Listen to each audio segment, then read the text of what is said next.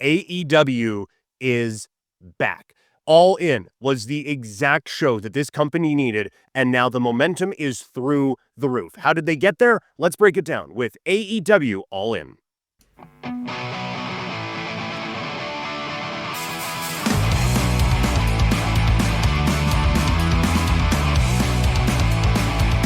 So, AEW had just a spectacular weekend, and I was saying coming in, I didn't want to put too high of expectations on this or too much pressure on this, but I really thought this could be a complete game-changing weekend for this promotion.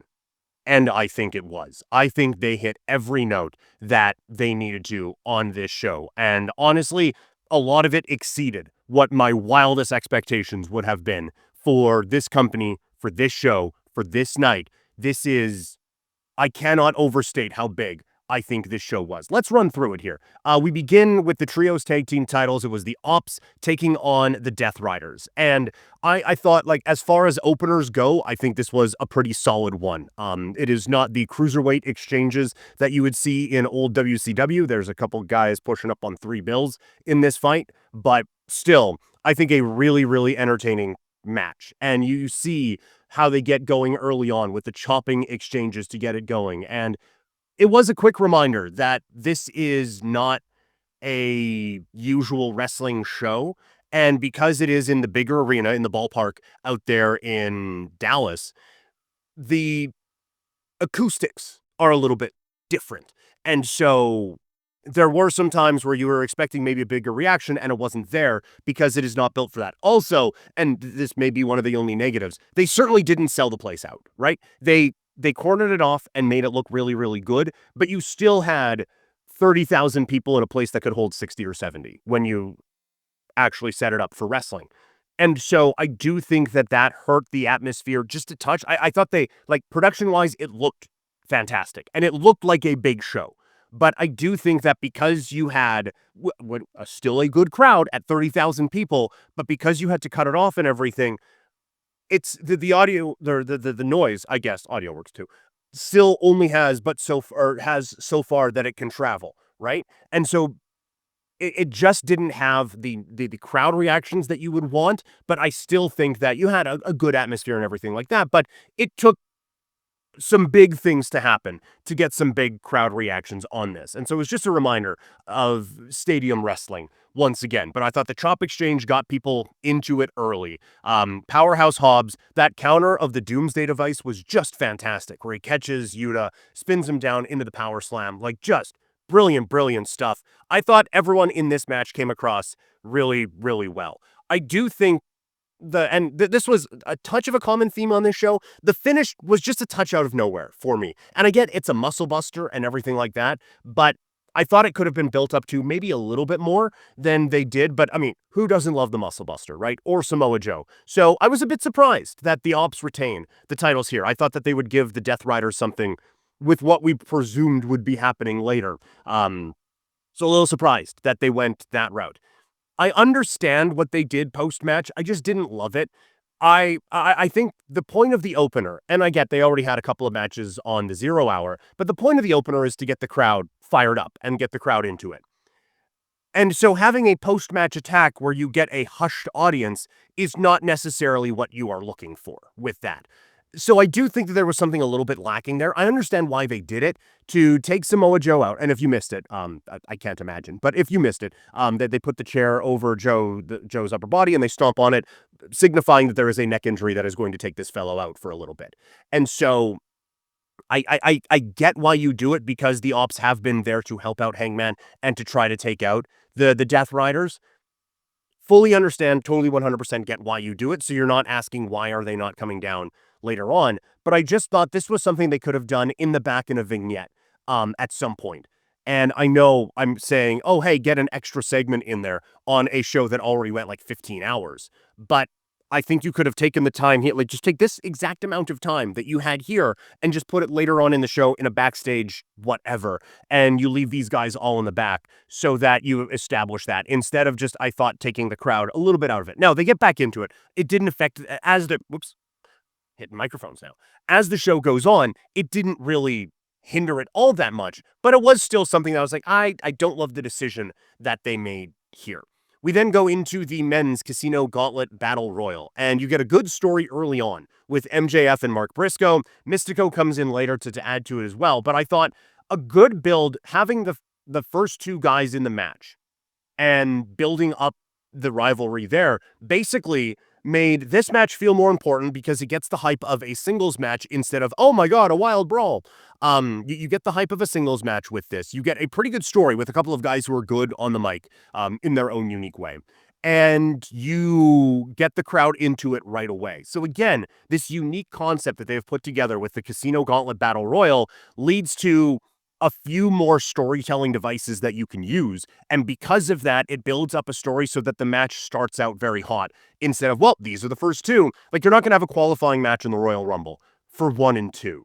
I guess you could do a couple qualifying matches if you wanted to, where the winner gets 1, the loser gets 30. Or sorry, other way around. The winner gets 30, the loser gets 1, and then the loser gets 2, and the winner gets 29. Do something along those lines. It just made a story right away. I also love the crowd reaction to Konosuke Takeshita as and Bandito. People were raving about that match on Friday. And look, I haven't watched it yet. There was a lot of wrestling this weekend and life. But a lot of buzz for that match coming out of Friday, and everyone in the crowd reacted accordingly. And so I think that overall, this was a big night for Ring of Honor, I think. When you saw the reactions to Takeshita, to Bandito, later on in the night, to Shiri coming out, to Athena. And now I don't think that one's from Ring of Honor, but this was obviously a crowd that was at least paying attention to ROH. And so I think this was, and we'll get to it kind of in the synopsis of this whole show, but this was, I think, a reminder for AEW of a few things that could be focused on a little bit more. And so I thought Ring of Honor was one of them. But I think this was a big boost to have so much buzz around that championship match and have it continue on to the main show for AEW on Saturday. I also like the story of Takeshita and Alexander kind of controlling things for a little bit. I do wish that the Callis guys would wear similar gear, like have it almost be like there's probably a better example than this, but have it be like a Game of Thrones thing where you now officially get the colors of the Callis family. And so now you can wear whatever you want it to be, a beige and maroon for all I care, but just have there be that symmetry. I wish we had that with teams, and especially one like the Callis family. And I understand, like, the Heenan family didn't do this back in the day. You would just have a bunch of guys popping up and, oh, hey, Bobby Heenan's there. There would be a little bit more than that, obviously. But I wish with them there was a little bit more symmetry in at least the color scheme of things. And that way you could tie it in a little bit more. But I do think, like, you establish these guys and kind of get them over as a team and make it a bit more impactful that way. When they have them kind of controlling things as the match is going on, I thought it got the Callis family over as a very strong entity in AEW and in this match, and kind of gets these guys over as a team. And it was a good spotlight for Josh Alexander as well. Brody King comes out and he feels like a big deal. They have had some big crowd reactions for Brody on different shows in California. And so you wondered if it was a bit of a hometown thing. This was not a hometown thing. The boy's not from Texas. Looks like he could be, but he's not from Texas. And so to get that crowd to get that crowd pop is a huge deal. And then you get the barking, you get the crowd reacting to the headlock spot. Like, Brody King feeling like a big deal in this was, it kind of gets forgotten about because so much happened on this show, but he needs to be a bigger project, I think, for this company going into 2025 and now going toward All In next year. Juice Robinson is back, and I thought he looked in great shape. The wardrobe a little bit more toned down than we're used to from Juice, but still, I think that this was a very, very interesting return. You get the Guns coming back as well, but Juice, like, he came in, you got a very good reaction for him, and it felt like a pretty big deal. Gates of Agony helping out Ricochet. Nice job getting them over as kind of this dominant tag team. I think they are interesting in AEW's tag team mix, I guess we could say. The Guns come running down with chairs to help out. They get a good pop as well for their return, so a nice addition now to the AEW roster. Kota Ibushi getting the reset spot comes in and just kicks the hell out of everyone, and then Brody eating those kicks and no selling was a nice touch. But again, it was just you got good reactions. You had a lot of guys get some pretty good spotlights on this show. And one thing that I think you really like about it all from AEW, it was all your guys, right? Like um it wasn't Glacier coming down and having a big thing. It wasn't a name from the name from the past coming down as a nostalgia, like, oh my God, type of a pop. You got that in the 0 hour with the Von Erichs and the Claw and everything like that. This was all about their guys. And it wasn't even this guy from CMLL and this guy from New Japan and this guy from Ref or whoever they're going to be teaming up with when they go over to England. But I thought it was a really nice thing to just get all of their guys onto the show and get those reactions for them. Really fun spot. They've done this before, but Takeshita, countering the 21 plex by Bandito with a 42 plex and suplexing them. That was really cool. A fantastic combination at one point. Beast Mortos against Ibushi. I didn't know I needed that, but I now want that as a rivalry for a year. This needs to be a blood feud, and they culminated at All In next year. I'm being facetious a little bit, but it was kind of cool to see them doing that. It was kind of funny. Like, Mortos walks through a kick and then eats an elbow to what is the skull of a bull that he has on his head. And it doesn't, there's no real reaction to any of it. Or he starts to sell that part. It's like, well, you had no reaction to the kick, but you get hit in the tusk and now you're hurt. Just took you out of it. I'm kidding, obviously. The one thing I didn't like is that this match basically broke down into a bunch of singles matches, and it did give a good, again, spotlight. That's going to be a key word here, and one that I'm going to have to, on the fly, think of a different one because I'm going to overuse it. But it did give a nice spotlight to a number of different rivalries, a number of different guys or whatever, but it did kind of feel like your turn, my turn, your turn, my turn, your turn, my turn, when you had all these dudes bouncing in. And okay, well, now this guy is out and now you have a singles match here. Well, now this one, like, it was a series of singles matches. And so you didn't get like a full battle royal sense necessarily. It's still a new match concept and there's still whatever, but I thought that there could have been at least a little bit more integration of more than 2 or 3 people at a time. Max Caster comes out. He does the chant, let's go, Max, you're the best wrestler alive. It's so bad, it's good. I am stunned that he is getting more reactions than Anthony Bowens is.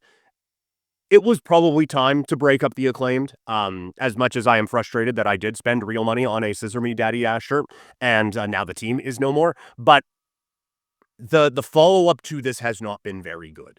And like, I'll at this point, I almost wish they would just get back together, and try to figure something out there. If you want to, like, change the style of the gimmick or something like that, then fine. But these guys it is not working as singles performers.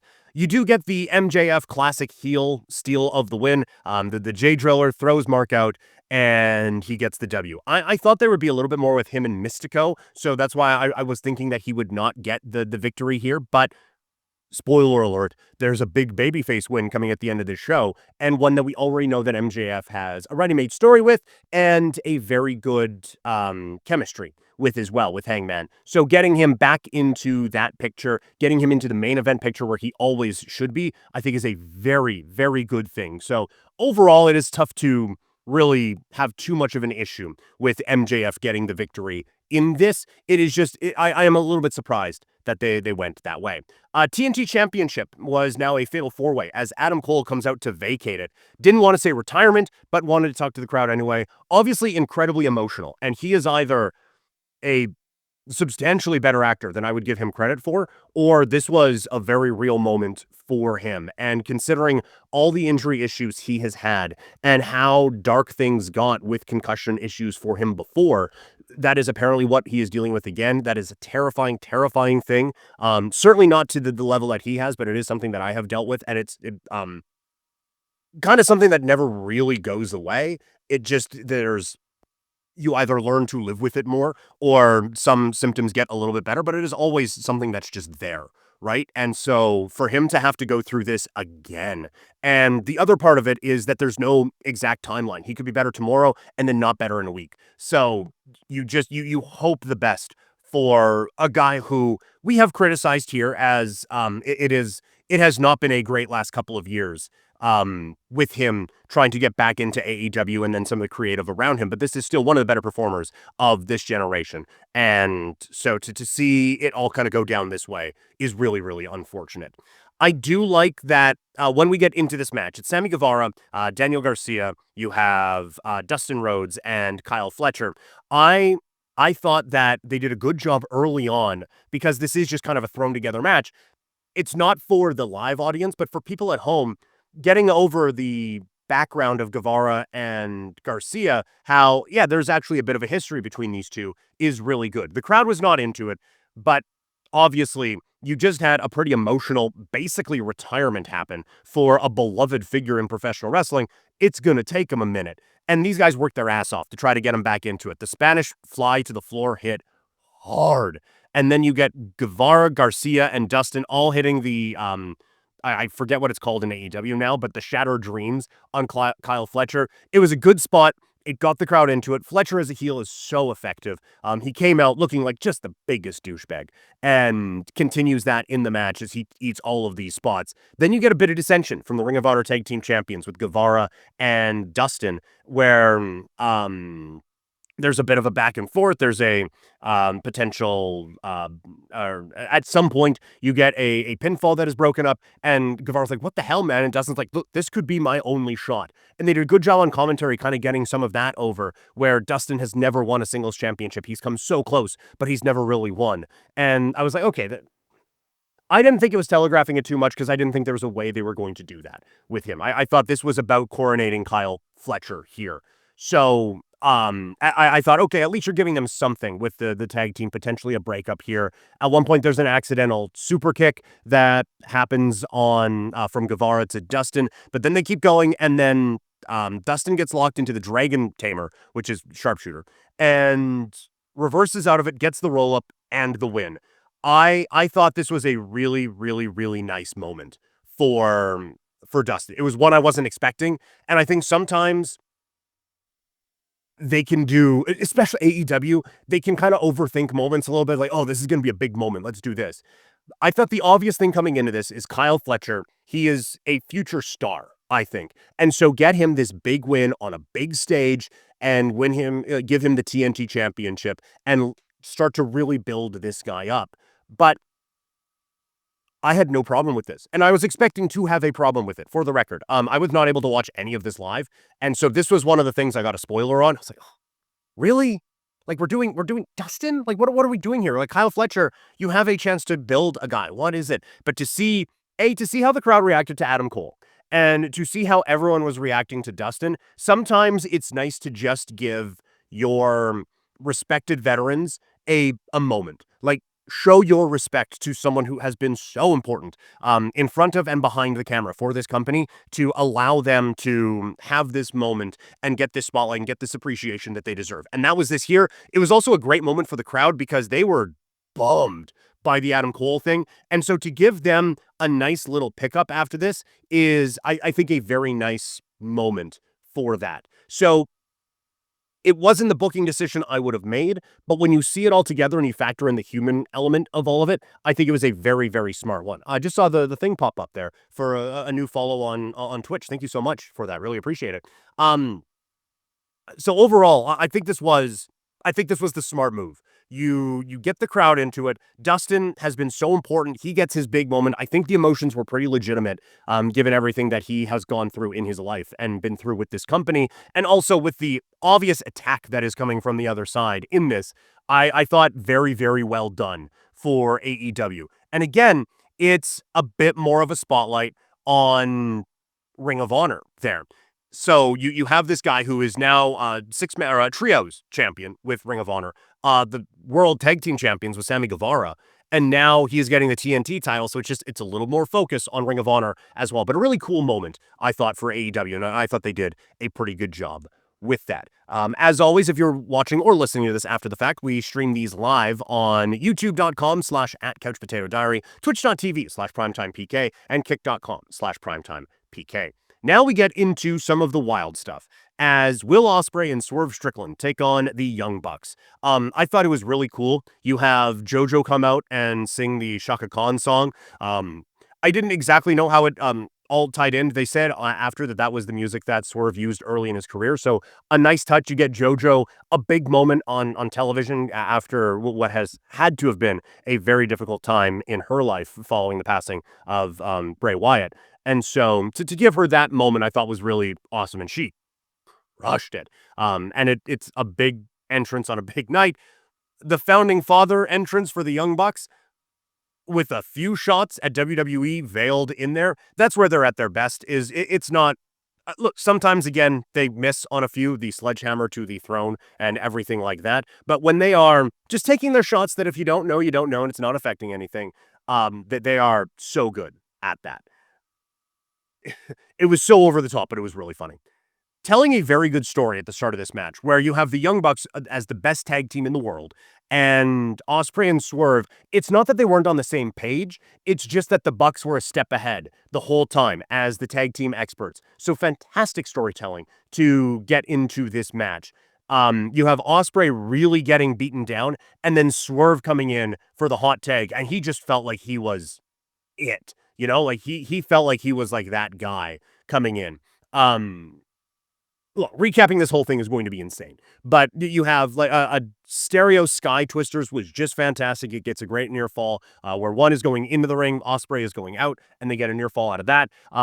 Nick goes for a buckshot, and that leads to a beautiful series of counters and moves that leads to all four getting put down. And it was at this point that this reached epic standards. You know, like on WWE 2K, this was the part where you get the bling 5 stars up at the top of the corner. This was fantastic. It was super kicks and counters, and then they both roll out of Canadian destroyers, go, huh, and hit one hit.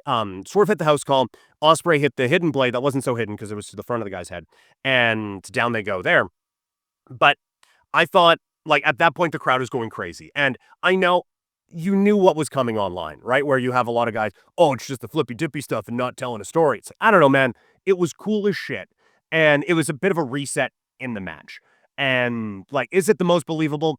I guess not, but it is the biggest stage. And when you understand what they're wrestling for, with not being able to have a title shot for a year, or your job as EVPs in controlling this company, you can understand where adrenaline would be going. So to be able to fight out of that and then immediately just like, okay, that's all I had. I thought it was fine. And I thought it was good storytelling to kind of reset it a little bit. And as some people pointed out, well, I have a ton of respect for his in-ring career. Maybe the guy who was a undead zombie wizard isn't the one to be talking to us about realism in professional wrestling. Thought there. But still, this was so great, and it really gets the crowd into it. Swerve and Ospreay hitting stereo styles clashes, that gets in your fall. The crowd was really into it. I thought some great tag team moves from Swerve and Ospreay, where you get the Swerve Stomp and the Stormbreaker into a near fall. I loved how that looked. On the outside, the Bucks super kick Nana. There's a Meltzer driver to, yeah, I think, or a TK driver. I forget which ones they're named after, but the driver, credit to someone on the floor, and then Matt comes in, hits a hidden blade. It's more bang for your buck, and it's a 2 count. And then that, again, it just, when you think they haven't hit one gear, it gets to another one. And I will say I was watching this match through a bit of a different prism because, again, I wasn't watching it live, and I would, you kind of blindly just go on your phone like, okay, let's scroll. I thought I got a spoiler that said the Bucks won this match. And I quickly scrolled away from it, but I had it in the back of my mind. I'm pretty good at convincing myself, like, okay, well, maybe it was da-da-da-da-da. But I had in the back of my mind, like, man, I think the Bucks win this thing. So while I'm watching this, I see the Swerve Stomp Stormbreaker thing. I was like, you know what it would be kind of a fun out to have, okay, we can't challenge for the titles or for the world title, but we can go for the tag titles and we can hold it over your division now for a year. This is your fault. We can hold it there. So I had this whole story crafter where these guys go for the tag team titles and kind of counterpunch it that way. And you can keep them in around the main event picture and do that. So I had all of this in my mind while all these are going on. And I thought that more bang for your buck, like, okay, that's it. And then it's kick out. It's okay. We're we're going here. Ospreay has a great counter into the EVP trigger, then the Bucks counter the counter, and Swerve comes in with an excellent save. I bid on that one hard as well. Ospreay, then you get the dissension. He hits Swerve with the hidden blade, Bucks counter with the EVP. And this was a part where I think the Bucks as expert tag team wrestlers really shined here because you have this moment where Ospreay has hit his partner with his like deadly finishing move. Swerve goes down, and the Bucks immediately, they rush to him, they grab him, EVP trigger, boom, quick cover 1-2, and a kick out. But the urgency that they showed, recognizing that there was a swift change in momentum, and this was their opportunity. Ospreay had no one to save him, and he is a little bit like, oh my God, what just happened? You can pounce and take advantage of this opportunity. Instead, like I just feel like the urgency that they showed in that, again, it is not the traditional storytelling of, oh, well, they worked the arm for 25 minutes. But I thought it was a really nice touch to show their expertise in tag team wrestling, their understanding of the situation, and the understanding of the gigantic stakes that are attached to this match, jumping in, pouncing on this guy, hitting him with the EVP trigger, and still only getting a 2. I thought it showed the urgency of the situation, and it showed their expertise as a tag team in a very, very effective way. Then they get the TK driver for the near fall. Ospreay is hung up on the ropes, and they're just hitting him with a series of super kicks, and then Swerve crawls in front of him, taking some of the bullets for Ospreay. He screams in their face, eats another couple, and I thought, again, in the back of my mind, thinking I got the spoiler that they lost, I thought this was going to be the moment. You have the, okay, maybe they are that cost the tag team titles, but at least they're going down together. It's both super kicks and then blah, blah, blah, blah, blah. But then counters the EVP trigger. Ospreay hits the hidden blade, Swerve stomp into a tombstone, and it's still just a 2. And it was just like, oh my God, this is insane. Then a hidden blade puts, but Nick pushes Swerve into the cover. So another 2 count. Then you get a house blade, house call hidden blade, seals it. A fantastic match, a match of the year candidate. Just from an in-ring perspective, this was brilliance. It was art. It was everything that you wanted it to be from a match featuring these guys on the biggest stage that this company has to offer. It was a fantastic performance. And again, I know some people are going to see flippy dippy shit and a lot of kickouts and say, oh, well, no storytelling. I thought the storytelling in this match was excellent. And I think having the stakes that they did really did amplify it. We talked about it in the pre-show. If they would have said Ospreay and Swerve can never challenge for the titles again, no one would believe it, and it would take you out of the match. But to have that year put on it, where it's like, okay, that is something they could do and build up a whole year. And like I said, I had stories crafted of them going for tag team titles and everything like that. Like you could very well believe that they were going to do that. I thought it really, really added an extra layer to this match. So storytelling, I thought they checked every box that you needed to in this match very effectively. So well done with this. And now you get rid of the EVP titles. It was very well needed. It is, we talked about it before, it is a reset creatively for this company, getting away from something that felt like a bit of a hindrance. It is too bad. And this is one of the bittersweet things about this, is that this did feel like a reset and a new era for AEW. But I do still think, if we want to be a touch negative, I do still think you have to look at why a reset was needed and why we needed to go into a new era for this company. Thinking back to when they have the attack on Tony Khan and have him showing up at the NFL draft with the neck brace on and everything, it had, I thought, a lot of potential.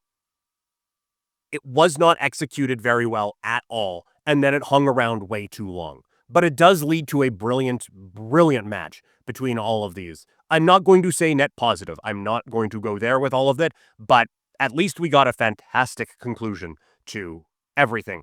Tough spot to follow that. But they did very well with the Women's Casino Battle Royal. Statlander and Megan Bayne started out. Again, I like there was urgency in this. They start out hitting a few big moves, trying to get the pinfall early. They aren't able to do it, so Willow comes out next. Her and Statlander just have such good chemistry. And I've said it before, Willow has that it factor as well. She should be a champion very soon. She is one I would have put as a winner in this. I don't think they made the wrong call with the winner of it, but Willow, I think, is deserving of an opportunity here very, very soon. Ty Mello, bit of a tough counter on Bane. Looked a little rough driving that one. It looked like it hurt. Then you get Penelope involved looking for a doomsday device. Harley Cameron returns for the first time since breaking her nose. A huge crowd reaction out of that. And you get a couple good stories with that, with Penelope and Megan Bain, Harley Cameron, JC Jane, and Ty Mello.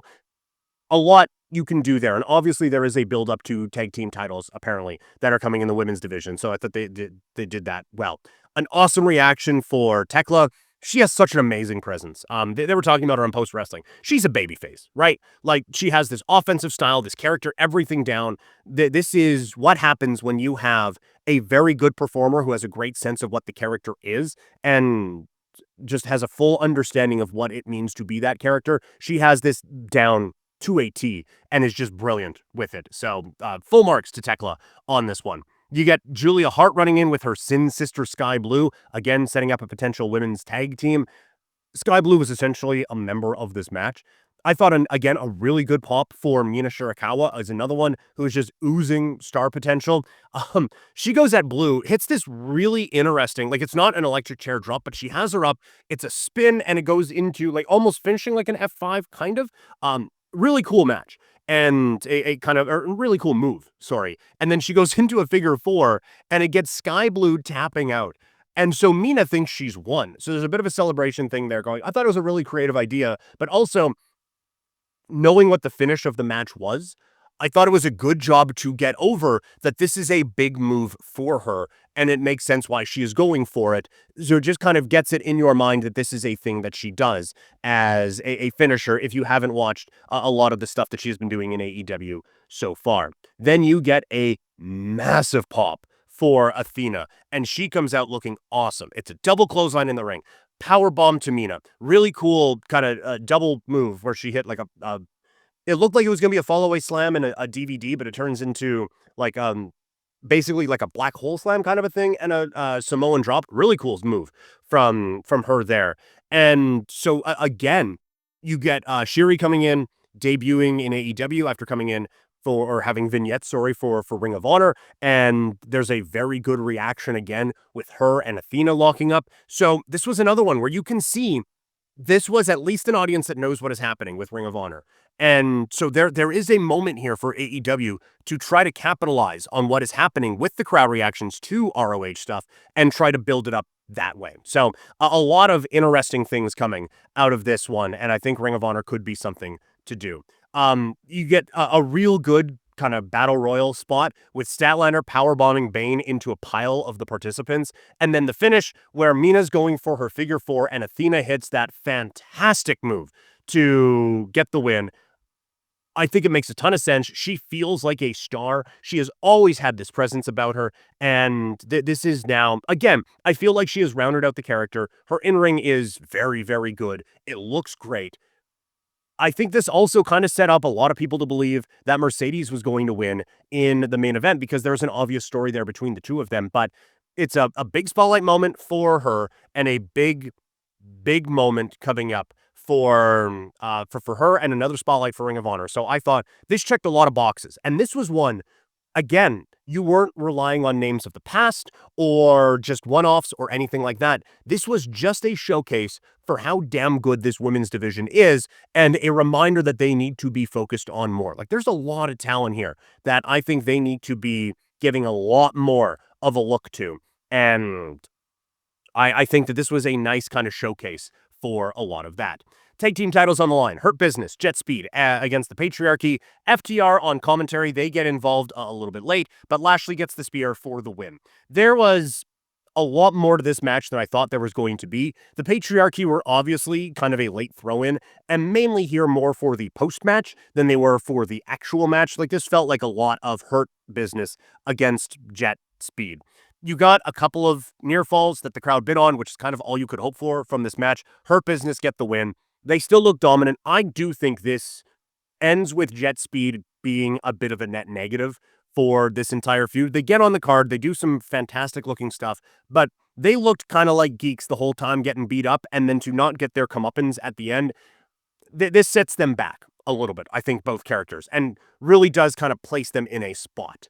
and it's not a complimentary one to them. But the big moment comes after the match. Nick Wayne turns on Christian, hitting the kill switch. Mama Wayne is laughing as they go to set up the concerto, so it looks like this was the plan all along. And then Cope comes out for the save with Spike, takes his sweet time getting there. Like, look, I'm coming down to save you from a traumatic brain injury, but I got pyro to get in too. So, we got to hit all of those things. But still, cool reaction, getting Cope back. That was fun. Hits a double spear on FTR. Then Kip Sabian takes a wild spear, and then you get the go find yourself with Christian with that whole thing. So I thought really good. I'm happy it wasn't just immediately like, okay, we embrace now. Like, honestly, given how everything was treated and everything, Nick Wayne doing that to Christian is kind of a babyface turn when you look at it. So to have Christian just immediately turn babyface off of this would not be the way to go about it. It is going to have to take a lot to have Christian be babyfaced off of this, but I mean, you had Hangman be the babyface who ends up being the face of the company after he lit a guy's house on fire and stabbed him with a needle. So we overlook a lot as wrestling fans, but I look forward to the day where Christian talking about someone's passed away father is now getting a babyface reaction instead of the heel one that they were going for. Women's title on the line. Mercedes Moné taking on Toni Storm. A lot of fun stuff early with Toni being timeless, doing the money dance and twerking and everything like that. Mercedes gets the advantage while taking out Luther, and then kind of picking it up. But this match built in intensity as it went on in a very effective way. Moné with the moneymaker, Toni Storm kicks out. Moné kicks out of 3 Storm Zeros.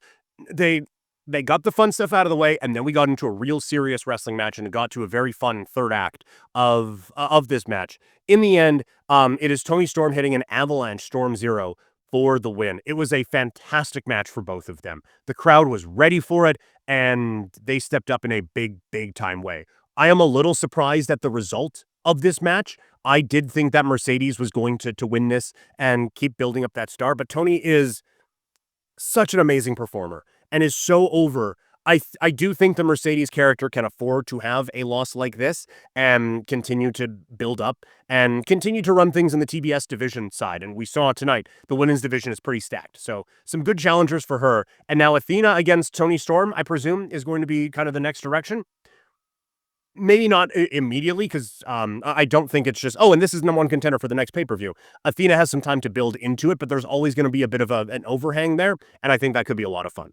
Then we get to the Unified Championship as Kenny Omega and Kazuchika Okada unify the International and the Continental Championship, the Intercontinental title, if you will, but it is now the Unified Championship, a name that I hate. But this match was really strong. It was a different dynamic having Okada as the heel for the other ones that they had. You have some of the interference from the Callis family and Don Callis and everything like that. In terms of in-ring action and everything, this is not 60 minutes that they had before. And it is not any of their New Japan matches. They obviously have lost at least half a step, but they both are so smart as professional wrestlers and as performers. They utilized what they had very effectively. So this is not going to go down as the best match of this. It's not supposed to be 7 years after two guys in their prime put on fantastic matches that really rocketed New Japan into another stratosphere and both of these guys into it. But the match built up very well in the first 2 acts. And once it picked up, they both just crushed it. I loved this match. I don't think it's the match of the show, but I really, really loved this match. I thought, again, this was art. It was storytelling with great moves, with callbacks that weren't just there to be callbacks, but actually big moments in matches and everything. I just thought they really, really built up to the crescendo of this match so effectively. And then I like the finish too. It wasn't this long drawn out whatever. It was just he caught him, he hit the Rainmaker, and it was over. I thought, again, it kind of felt like the first match where it's the finisher, so it's not out of nowhere, but it was still just oh, that was it. Okay, that's the finish. And I think having that with the Rainmaker is good because that is supposed to be this one-hitter quitter thing that you do. To have Okada kick out of the One-Winged Angel and everything there, was impactful as well. And then again, the just bang and it's over. It gets the Rainmaker over. in a big-time way. This was the result that needed to happen.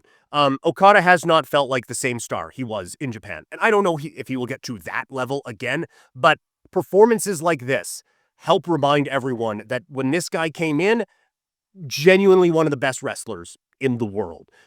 So excellent stuff there. And then we get to the Texas Death Match for the AEW Championship. It was everything you would expect it to be, with Hangman Adam Page taking on Jon Moxley. It was bloody, it was wild, it was violent right from the word go, some absolute brutality. The Death Riders' involvement was obvious, but not too bad. Like, it did not get into House of Torture elements of it. They still let Hangman get some offense in, but they were just there once it felt like the tide was really going to start to turn. It was in the ways you would expect, and it kind of built the desperation of the match well. They take out Ospreay very quickly into it, so you're not wondering about him. It does set up a couple of very effective run-ins with Bryan Danielson and Darby Allin. That got the massive pops there, so they were there just enough that it helped the desperation of the situation and it helped the storyline out without getting too much into the, oh my God, we get it, that House of Torture things seem to get into. I also like that the Hangman aspect of this wasn't overdone, where like all the talk coming in is, can this guy win the big one? Will he do what it takes to finally become the true face of AEW and finally reach that potential? Even though he's been the champion before, we still haven't fully felt the potential that we had for Hangman Adam Page. And so there wasn't the moment where he's looking at his hands like, oh, should I, shouldn't I don't, oh, where am I? What am I doing? It is, no, I'm going to go for it. Like, yeah, this guy dragged me across broken bottles like 3 minutes ago. I'm not going to hesitate with any of these things. There wasn't the storytelling wasn't overdone like it can sometimes in both AEW and WWE. They did this perfectly. And then to have Swerve be the final one to come out and help, I still wish these two never got along and they're just forever rivals. But I do think you can kind of tell the story that this was bigger than them. Those are the bad guys. We can still hate each other, but we have to get rid of them. And to have Swerve just kind of do yeah, I know, that little smirk, perfect. Just subtle, perfect stuff. AEW, I thought, hit all of these things so very well. And then you get the finish where Hangman is choking Moxley with the chain, hanging him over the ropes, Hangman, and ends up getting the win that way. Just a fantastic moment. It is kind of funny that the starting of this new era, it is not Hogan pinning the Iron Sheik, or the Austin era has begun, or Goldberg with the spear in the thing. It is a bloody death match where attempted murder is happening, and he's hanging him over the thing, and oh my God, a new era. Oh, happy days. Little strange that it went that way, but still, it is a new era. I thought this was great. The run-in from Bryan Danielson, again, not overdone, just a cool moment he is back. Darby Allin with a video from Everest and then coming down. I genuinely thought, like, when he is at the top of this thing and coming down and you see that he is repelled, there was like 5% of me that was wondering, like, is that attached to his skin? Dave Navarro did this at the end, the finale of one of the Ink Master shows, where he just had like clips in his skin and he was hanging there. And I was like, there was part of me that's like, is Darby being repelled and this thing is like hooked into his actual body? It was onto his pants, so that helped. But just, a quick note on that. But I thought all those things were done really, really well. And Hangman, he was the perfect one for this. I was wondering if it should have been Ospreay. It shouldn't have been. The story they told leading up to it was beautiful and brilliant. It was the finish that needed to happen with the guy it needed to happen with. And then, look, like I thought it was really, really stupid to hide the AEW championship for as long as they did with the briefcase thing. And I can kind of understand what they were going for with it. I don't know if it was ever perfectly explained the way that I would want it to be, but I could kind of understand what they were at least doing with it. But the moment you get it, the crowd went nuts because Hangman opens it and it's not just sitting there. He opens it and he just, like, one move, it's open and the belt is up and he's holding it there and the crowd goes nuts. It got me entirely. Like, it was just, I have chills now talking about it. Like, it was so perfectly done that it just, again, we will have weeks and months to discuss about whether all of this stuff was worth it for AEW to get to this point. But what they were able to do and how they were able to pivot and how they were able to save a lot of it, really, really made for an amazing show. And that moment where it is like, you could almost feel the Tony Schiavone yelling, "This is our night," when the NWO has finally been vanquished for the first time. It is this moment where the fans and the company, it goes from black and white to color in a matter of an instant. It was so well done with everything here. I still think, like, overall, the Death Rider story, the EVP story, all of that is a net negative. And like you can see in the numbers of like where they started, where they're at now, like things have fallen a little bit, but it created some fantastic moments and a star-making night for Hangman Adam Page, declaring him as the guy in AEW. You could have gotten here in a much more effective way, for sure, a much more efficient way. But I do think even me, like calling for, saying like, okay, this has fully gone off the rails now with Swerve, losing at Dynasty and everything there. It justified at least a lot of those decisions to now lock in Hangman as the guy of this company. So I don't think it was a net positive, but it is something that has created a lot of momentum for them now. Overall, this show was awesome. It was the exact night I was hoping for when talking about the launch of a new era. The wrestling top to bottom was just fantastic. It clears out a lot of storylines we were sick of. Honestly, it was the type of night that makes you fall in love with wrestling all over again. The storytelling, the performances, the spectacle, all of it. It was tens across the board. Nothing felt like it was overdone. Oh, it was a long show that didn't feel like it overstayed its welcome. You had a lot of amazing performances coming off of it. Just so much brilliance on this show. I thought every note that they needed to hit, they hit it, and they hit it perfectly. Like this, I cannot stress enough how perfectly it seemed like everything worked for this company on this night. It really does feel like the beginning of a new era for AEW, and it feels like a major moment for this company. So we will see how AEW can build from the momentum on this one. If you missed any of this breakdown or any of the live streams that we do for Couch Potato Diary, you can find it wherever you get your podcast. Just search Couch Potato Diary. It is available on Spotify or on Apple.